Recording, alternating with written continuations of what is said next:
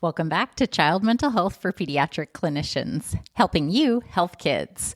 I'm your host, Dr. Elise Fallucco, child psychiatrist and mom. So today's episode is part 2 of a larger tech series about how parents can help keep their kids safe as they interact on tablets, on screens, on cell phones, on social media, etc. And we're continuing our conversation with tech insider and mom, Ashley, who works in the trust and safety field in tech and serves as senior manager of global risk assessment for Twitch. And if you haven't listened to part 1 of the series, which is episode 65 and linked in our show notes, definitely go back and take a listen to that. But today she's going to tell us what are the things that all parents need to do to protect kids, keep them safe, and set boundaries around online use. And most importantly, she's going to answer some questions from our listeners that you sent in after listening to last week's episode, including some million-dollar questions. When is the right time to allow kids to get a smartphone? And when is the best time to allow them access to social media? Without further ado, let's return to our conversation with Ashley. But Ashley, what other practical advice do you have to help parents create safe boundaries around their child's tech use? Parental controls are a very important thing you should be doing when monitoring your technology use, both for you and your kids. There are parental controls, of course, on your device that can set things like a limit to your screen time or to turn off your location. But then you also want to go into each app to set the various controls. These are things that are going to limit, for example, who your child can talk to in a messaging app, or can they upload pictures or videos, things like that. Is their profile public or private? This is something that you are going to want to do across all of the different apps because each one has different parental controls. And I think this is where parents find themselves losing control over their kids' use of technology because A, they don't realize that parental controls are out there.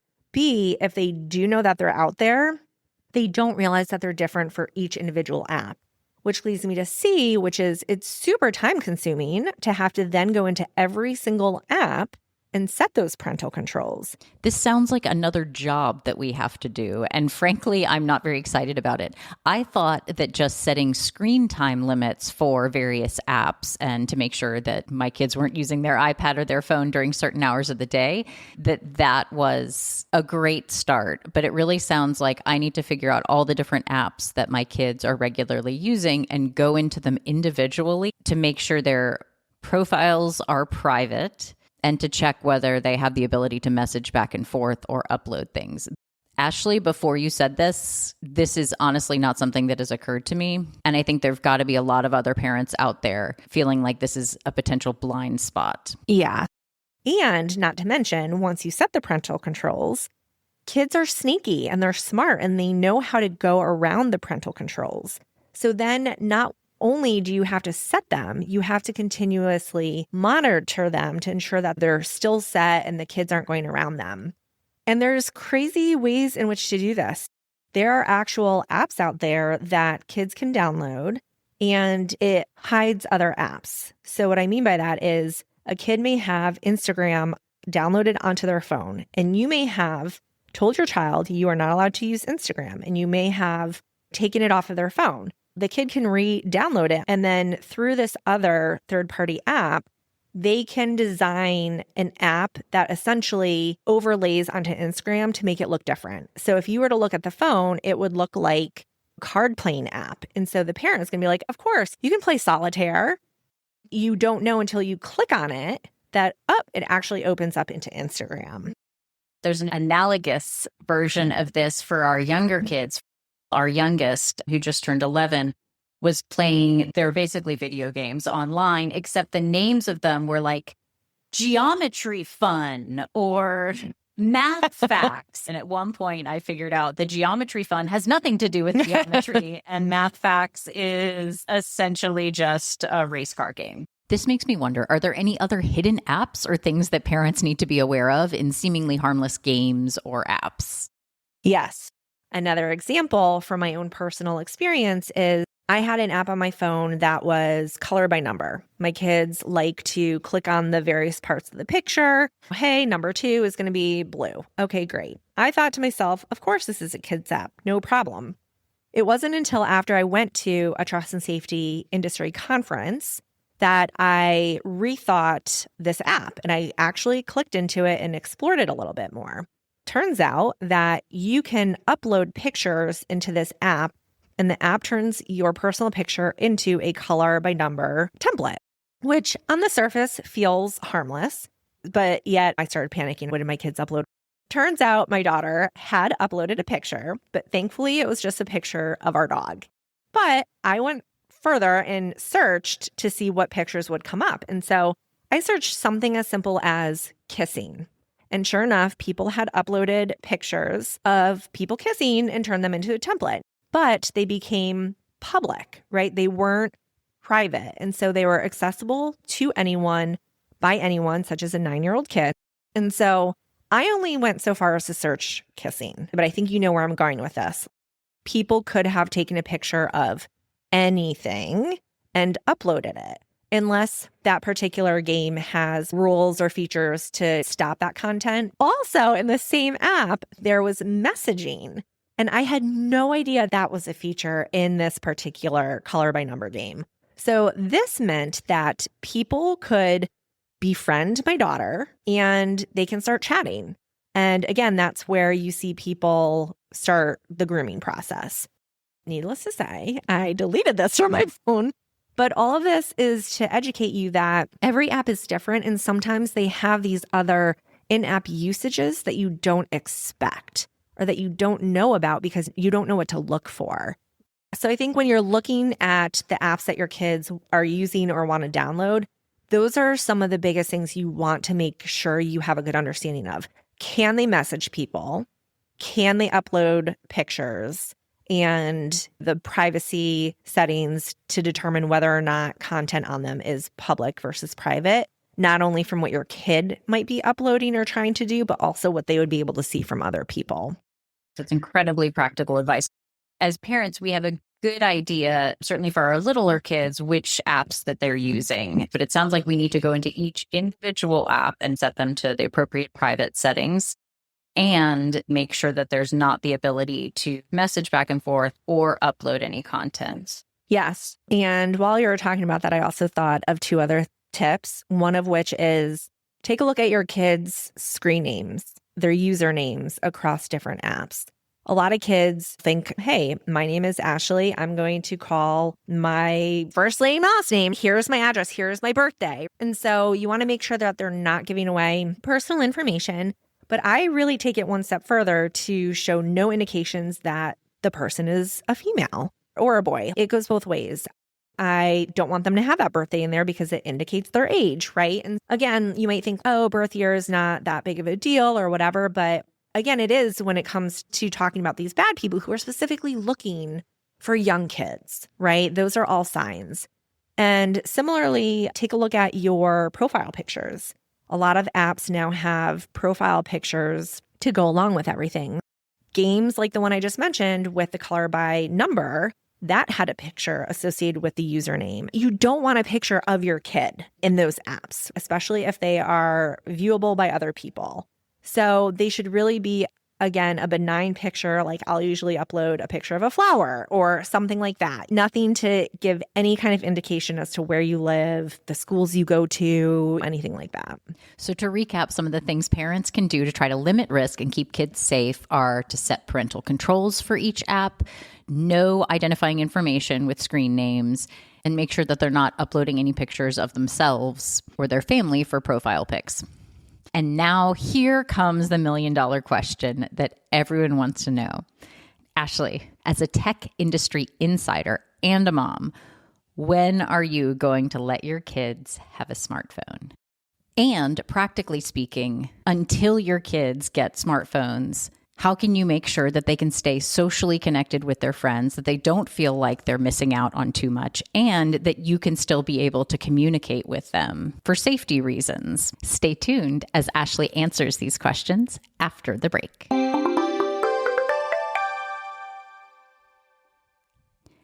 As a friend and colleague of child mental health for pediatric clinicians, we know that you are busy taking care of kids and families, including your own family. But do you ever feel like there isn't enough time to take care of yourself? If so, we wanted to share a new well-being hack, a small step you can take to reset your own nervous system so you can feel better. You can practice this while you're shuttling between patient rooms or even on your commute, and it will not take a lot of time. Here it goes. 4-6 breathing. Inhale for 4 and exhale for 6. Let's do it together. Inhale for 4, 3, 2, 1, and exhale for 6, 5, 4, 3, 2, 1. And repeat. Simple as that. Do a few rounds of 4-6 breathing when you need a rest, when you open a new patient's chart, or even when you glance at your phone to check for your latest text or email. I hope this is helpful, and please know that we at Child Mental Health for Pediatric Clinicians care about your well-being. And now, back to the episode.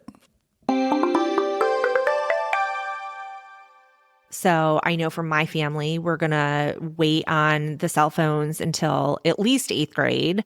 Hopefully longer. But we did just buy one of those new phones for our kids that are out there. It's an actual landline, but instead of having to plug it in, you can set it up to Wi-Fi. It's called a tin can phone.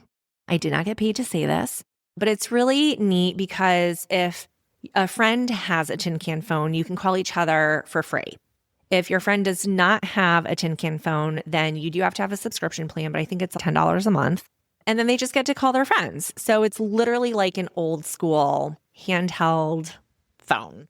And so we're trying that route for now.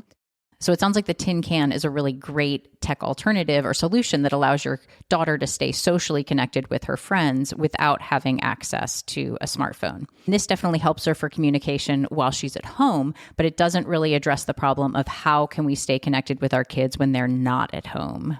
We were really struggling about when to give our oldest a phone. Our main concern was we wanted to be able to have him contact us when football practice gets rained out, when he's in a field in the middle of nowhere and they decide to end early or they've just canceled it altogether. We were so afraid that he would be stuck without a way to get a hold of us. And so frankly, we caved and gave him a smartphone at that point. But honestly, we were just not familiar with any sort of smartphone tech alternatives at the time. But now, knowing what we know, we're planning to wait to give our youngest a smartphone, which he's not happy about. And instead, we've been using a smart watch to communicate with him when we need, which has actually worked okay. So I really like the idea of sharing information about smartphone alternatives and recommendations with parents. Yes, smartphone alternative. And I think that's a good point too, is like in trying to balance what is appropriate for kids, there are so many products out there that do take these things into effect. My daughter is really into music right now, and there's no good streaming service for her at this age. And by that, I mean, there are some out there that are meant for kids. There is Spotify Kids, there's Amazon Kids, but all of those have certain settings that prevent her from accessing the music that she likes nowadays, right? It's, hey, here's Disney Princess music or Sesame Street music. And that's not really what she's into as a preteen. And so then you get stuck looking at just regular Spotify. And that clearly has content on there that you wouldn't want a child to look at. So the album covers, and then also they will have videos on Spotify. And so there is content you don't want them to watch. Something I recently learned is that there's porn on Spotify. And you would say to yourself, what? I thought it was just music. Yes, but guess what? There are podcasts on Spotify. And there are podcasts that have porn-like material or audio sounds that can get by. It may not be visual porn, but it's auditory porn. And so it leaves me stuck with, how do I let my child listen to music? And there's no perfect solution out there. And trust me, I've researched the different services and like, how can I get at what my daughter wants? And so we've had to do the best we can with what we have. So we do let her use Spotify, but we have a specific streaming playlist for her. She can add songs to it, but we go on there and make sure that there aren't inappropriate songs. So we have to be vigilant and constantly monitor that. So we recently bought a product for her. It's called the Mighty, and it's like an old school iPod Nano, maybe. So it's literally just the buttons to play, fast forward, go back, and you just download your playlists. And so we have downloaded her playlist from Spotify that we have oversight of, and she can go about her day listening to it. We are able to download it where she's not looking at the cover or a video or anything else like that. That's how we have solved that problem. It just requires a lot of unique thinking or a lot of research to find which solution works for you and your family. Okay, so you've talked about a smartphone alternative and then a different way, like a tech alternative that kids can listen to music without having a smartphone. But now here's the other really tough question for you. What is the right age to allow kids access to social media?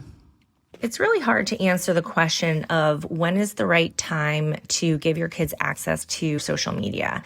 And this is because it really depends on the kid and their interests and their maturity, as well as the family and their values. And it also depends on the type of social media or app that you're considering. There are some social media apps where you can just look at pictures, or you can also do media. Maybe Pinterest comes across as being a little bit safer for kids because you're looking at crafts or things that you want to make, whereas something like Facebook or Instagram has a lot more access to social media influencers that can be quite graphic and other types of content that you might not want a child to see.